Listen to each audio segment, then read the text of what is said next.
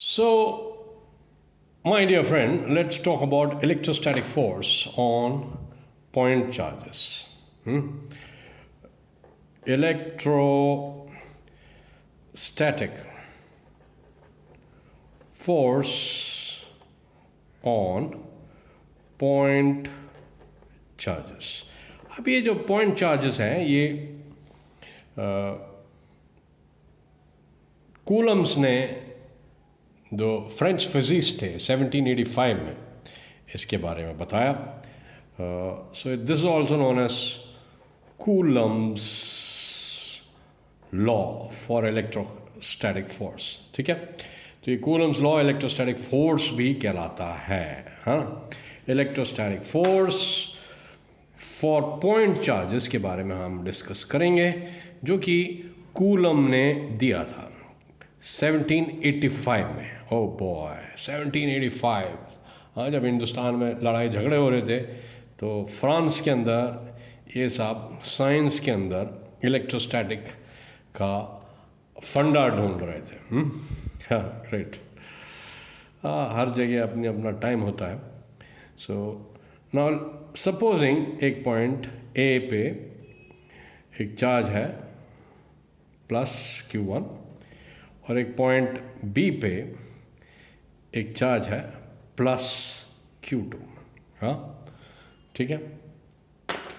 इनके बीच में जो है डिस्टेंस R है. ठीक है, कितना डिस्टेंस है? R. तो कूलम ने एक टॉर्शनल बैलेंस लेके दो जो है आपकी स्फीयर्स, स्मॉल स्मॉल स्फीयर्स को ऐसे लटका दिया और उनके बीच में फोर्स को नोट करने की कोशिश करी. ठीक है, ये टॉर्शनल बैलेंस हम बाद में पढ़ेंगे, बट ये याद रख लीजिए कि इससे हम ये निकाल सकते हैं कि फोर्स कैसे लग रही है ना. तो ये दो चार्जेस हैं, मान लीजिए इसमें Q1 Q2 और इसने ऐसे, इसमें ये एंगल मेजर हो जाता है कि कितना एंगल, और फिर हम उसको फोर्स को कांस्टेंट कर लेते हैं. That is beyond your thing right now. अभी हमें सिर्फ ये याद करना है कि ये पॉइंट चार्जेस के बीच में फोर्स है. तो उसने कूलम्स ने इसको कंसेप्शुलाइज करा कि ये फोर्स जो है डायरेक्टली प्रोपोर्शनल है इनके प्रोडक्ट के, यानी कि Q1 Q2 के प्रोडक्ट के प्रोपोर्शनल है.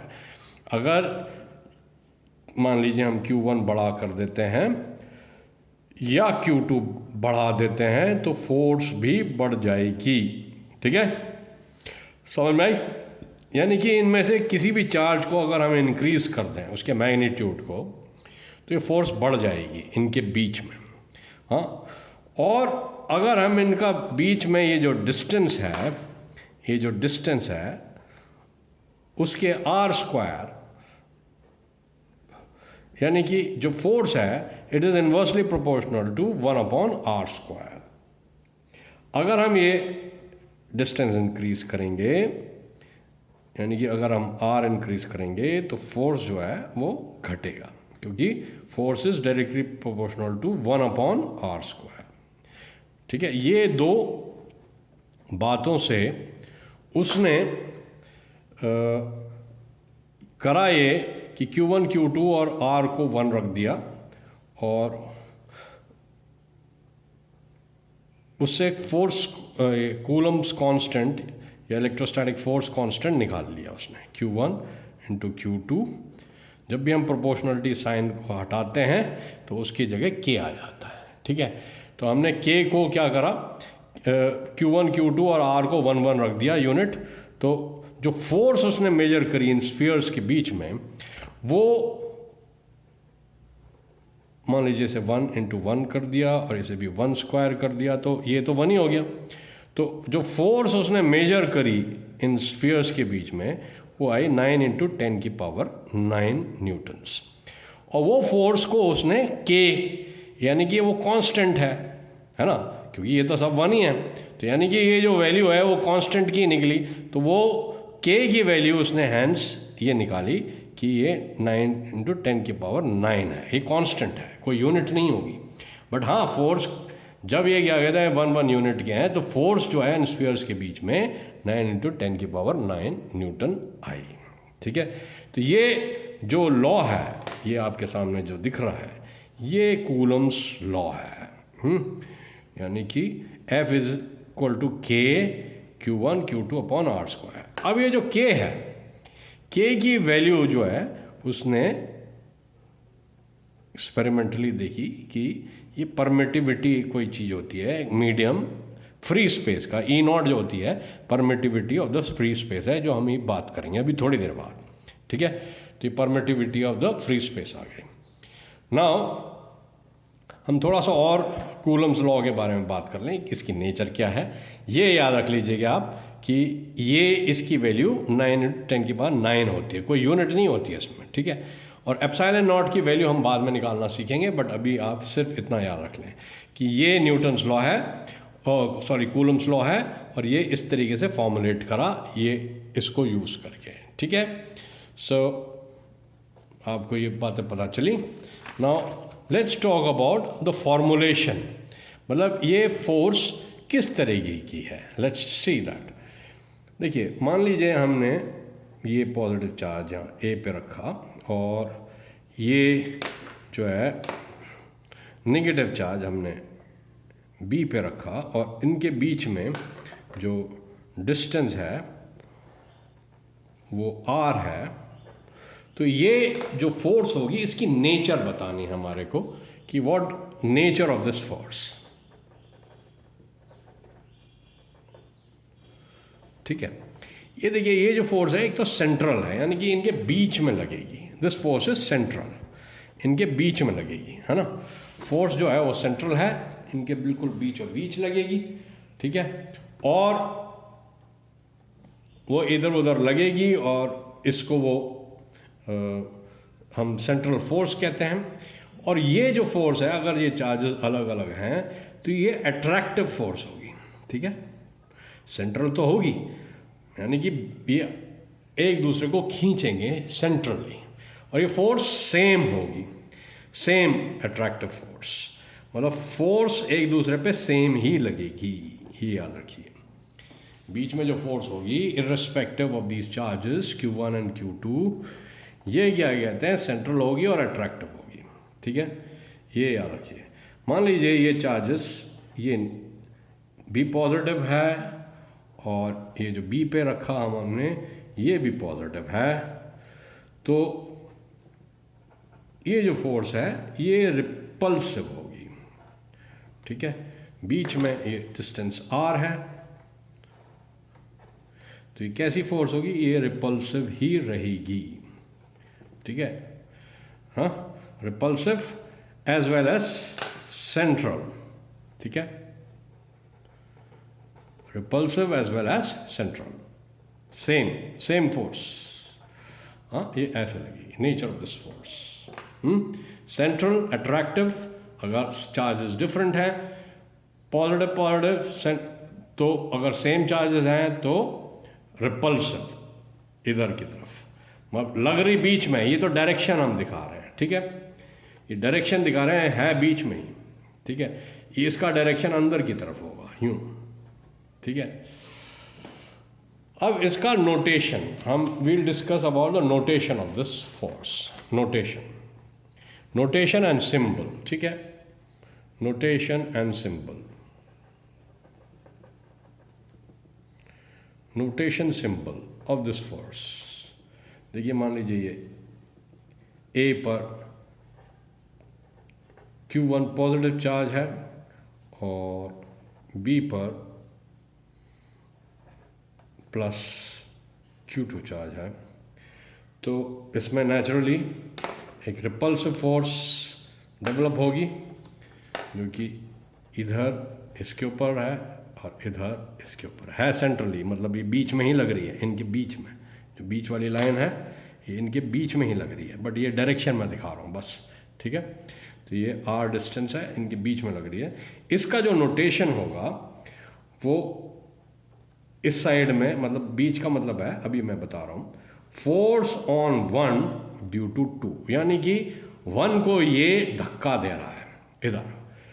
किसको दे रहा है, 1 को। जो पहला है उस पर धक्का लग रहा है, कौन लगा रहा है, 2 लगा रहा है। ऐसे ही इसके अंदर फोर्स ऑन 2 ड्यू टू 1, यानी कि किस पे धक्का लग रहा है, 2 पे लग रहा है, कौन लगा रहा है, 1 लगा रहा है। जो धक्का लगा रहा है वो क्या कहते हैं, पीछे होता है, जो जिस पे धक्का लग रहा है वो हमेशा आगे होता है, ठीक है ना, राइट, क्यू में होता है ना, है ना।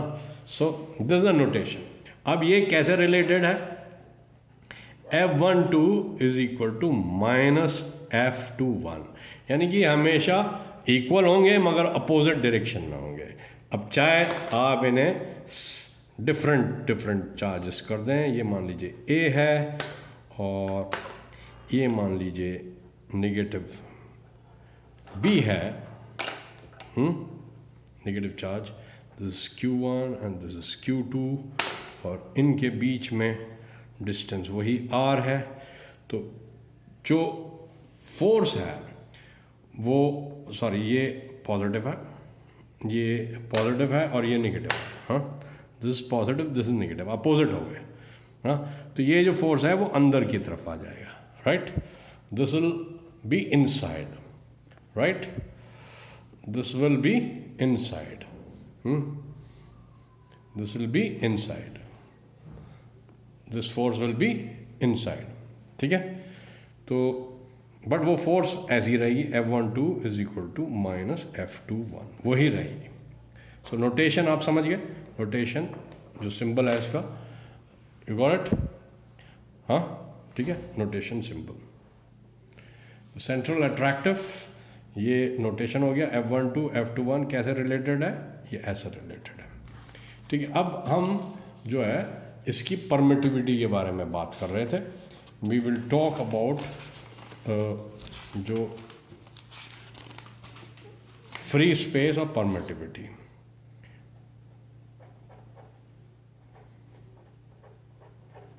एंड परमिटिविटी, ये क्या भला है ना। We talk about this free space and permittivity, ठीक है। So what exactly is permittivity, देखिए हमारे को पता है F is equal to K Q1 Q2 upon R square. ये माइंड यू छोटा K है, ठीक है।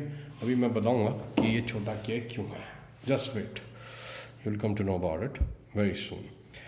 सो ये K की वैल्यू हमें पता है 1/4 पाई एप्सिलॉन नॉट होती है। एंड ये जो एप्सिलॉन नॉट है ये क्या है, ये primitive absolute permittivity of free space है, ये याद रखिए, absolute permittivity of free space. क्या, ये इलेक्ट्रिकल प्रॉपर्टी है, absolute permittivity of free space. इसकी वैल्यू मैं बाद में बताऊंगा आपको, अभी वैल्यू के चक्कर में ना पड़े, बस ये याद रखें ये absolute permittivity of free space है, ठीक है। मान लीजिए हम ये जब है, जब हमने चार्ज Q1 और Q2 फ्री स्पेस में रखे हैं, यानी कि ये जो इनके बीच में स्पेस है वो फ्री है, यानी कि वैक्यूम है या तो यहाँ पे इनके बीच में या एयर है, ठीक है। जब ये है तो क्या कहते हैं, हम इसे ये लिखेंगे। मान लीजिए कि हमने ये चार्जेस के बीच में को मीडियम डाल दिया, ठीक है। अब ये चार्ज Q1 है और ये चार्ज Q2 है।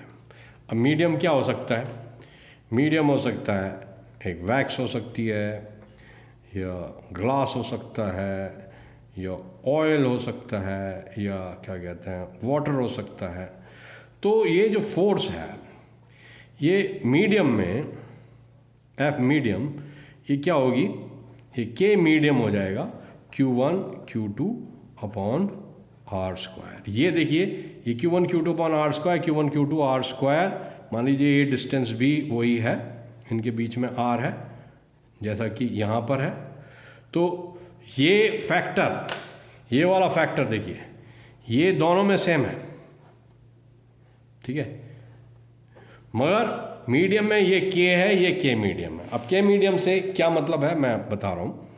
K मीडियम का मतलब है कि जो परमिटिविटी है वो 4 पाई एप्सिलॉन हो जाएगी, एप्सिलॉन नॉट नहीं होगी, ठीक है। ये absolute permittivity of the medium है। क्या है, absolute permittivity absolute permittivity of the medium, ठीक है, राइट।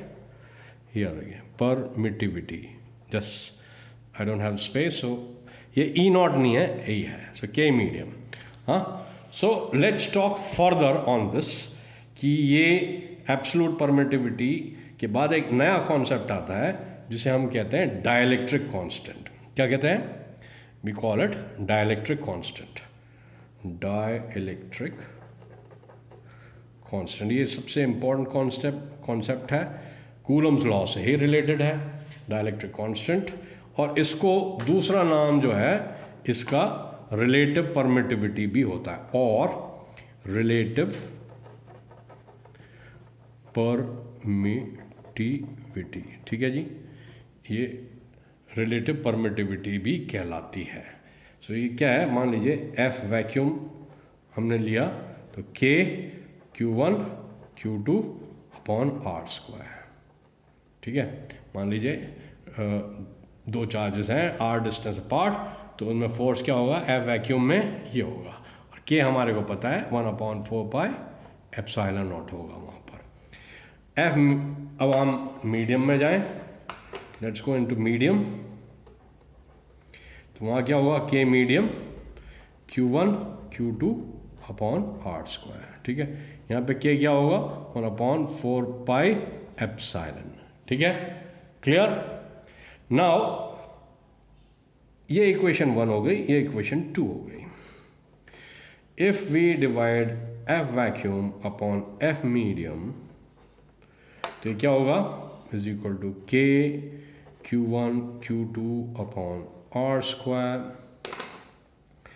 और ये क्या है कि medium Q1 Q2 upon R square. ये देखिए ये दोनों फैक्टर सेम है, तो अब हम इनकी वैल्यू रख दें तो ये क्या होगा, 1/4 pi epsilon naught Q1 Q2 R square. K की वैल्यू रख दी, के मीडियम क्या होगा, 1/4 pi epsilon Q1 Q2 upon R square, ठीक है। ये कोई बात नहीं है, this is no problem. So ये कट कटा कर क्या आएगा, ये आएगा E अपॉन ई नॉट, और ये जो F vacuum upon F medium है, हम इसको कहते हैं dielectric constant, this is K. So absolute permittivity of any medium is equal to dielectric constant into epsilon naught, ठीक है। तो अगर अब आपको समझ में आया कि सपोजिंग हमारे को किसी मीडियम में फोर्स निकालनी है, मान लीजिए Q1 और Q2 है और ये किसी मीडियम में प्रेजेंट है, ठीक है, तो हमारे को एक रिलेशन पता है के epsilon naught is equal to permittivity of that medium. तो हम क्या कर सकते हैं, हम फोर्स निकाल सकते हैं, force in medium is equal to 1/4 pi Q1 Q2 upon R square N by 1। आप एफ मीडियम में एफ इसकी जगह ये रख सकते हैं, which is equal to 1/4 pi K epsilon naught Q1 Q2 upon R square, ठीक है जी। तो उससे क्या हो गया, अब हमारे को पता है ये 1/4 पाई एप्सिलॉन नॉट जो है इसकी वैल्यू क्या होती है, 9 × 10⁹ अपॉन के into Q1 Q2 upon R square. तो हम किसी भी मीडियम में अगर हमारे डाइलेक्ट्रिक कांस्टेंट पता है तो उससे 9 × 10⁹ से मल्टीप्लाई कर दें और simply Q1 Q2 upon R square ले लें, तो you will be able to calculate force in any medium between these two charges. समझ में आया? So this clears your complete Coulomb's law, not in vector form, which I am going to discuss right now, ठीक है। हम vector form को discuss करते हैं very soon. Now what is vector? Vector form, देखिए कोई भी वेक्टर है उसकी दो क्वालिटीज़ होती हैं, एक तो उसका मैग्नीट्यूड और एक उसका डायरेक्शन, ठीक है, डायरेक्शन जो उसका एरो बताता है। तो दो चीज़ें होती हैं वेक्टर में, 1 और 2, राइट। सो मान लीजिए ये वेक्टर है, हाँ, 10 यूनिट का है, ईस्ट डायरेक्शन में है, तो वो ऐसे होगा। मान लीजिए नॉर्थ और ये ईस्ट, ये साउथ, ये वेस्ट। तो इसको आप लिख लें। तो ये क्या कहते हैं, वेक्टर कैसा है, मान लीजिए इसका डायरेक्शन ईस्ट में है, तो ये ईस्ट के अंदर है और 10 मीटर्स का है।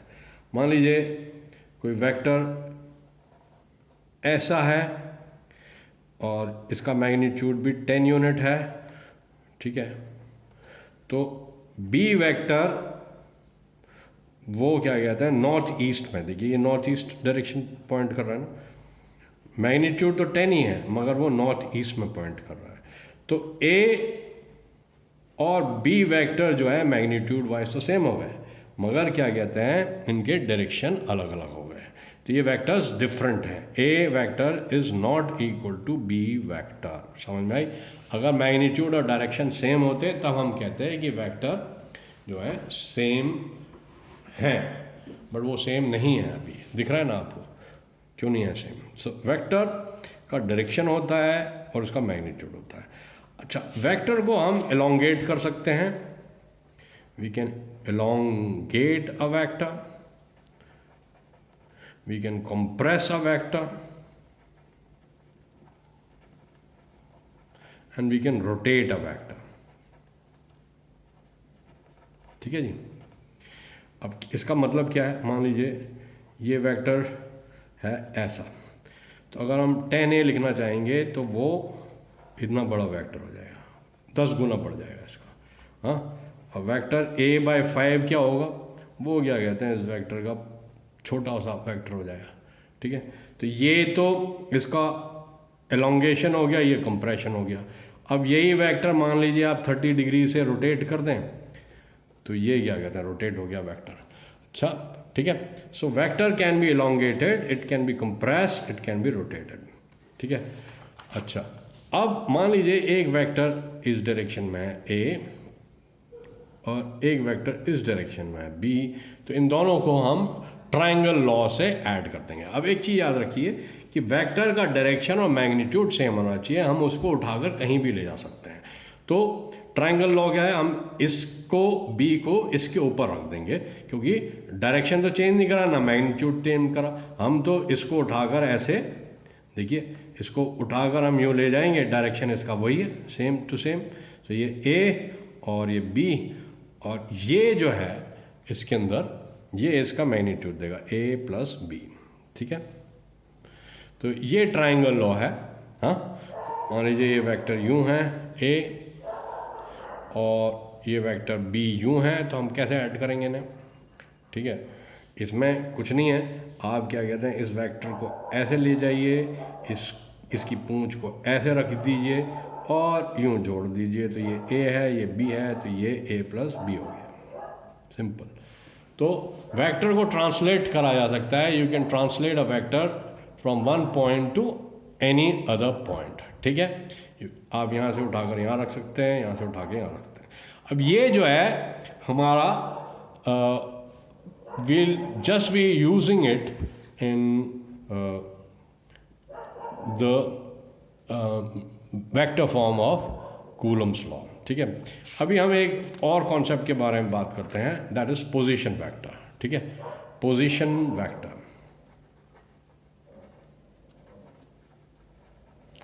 मान लीजिए ये देखिए, ये चार्ज Q1 है और ये चार्ज Q2 है, ठीक है। ये OA है, ये OB है। सो पोजीशन वेक्टर वो होता है जिसका एक जो है हिस्सा फिक्स होता है और एक मूवेबल होता है, ठीक है। ये मूव कर सकता है, जैसे चार्ज आप हटाएंगे तो।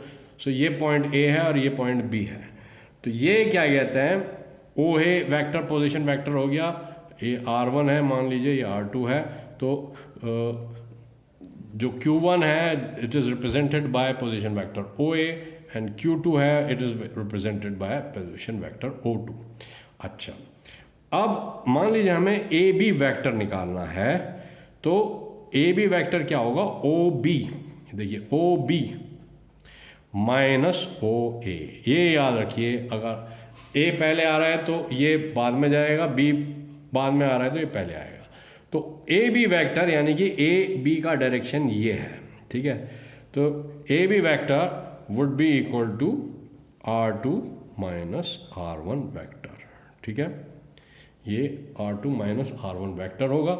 इस तरीके से बी ए जो वेक्टर होगा वो क्या होगा, ओ ए माइनस ओ बी, यानी कि R1 माइनस R2, ये याद रखिए। And this will really help you in understanding vector form of equation, ठीक है। ऑफ ये कॉन्सेप्ट अगर आपके दिमाग में बैठ गया तो next class we will discuss Coulomb's vector law, ठीक है। And I will be discussing electric charge and I'll be discussing that. This is a small video. Let's see whether you are able to understand it better, and I'll make it still better next time, and it'll be more attractive and interactive. And मैं चाहूँगा कि और भी क्या कहते हैं आपसे connect हूँ। अगर कोई आपको प्रॉब्लम है, you can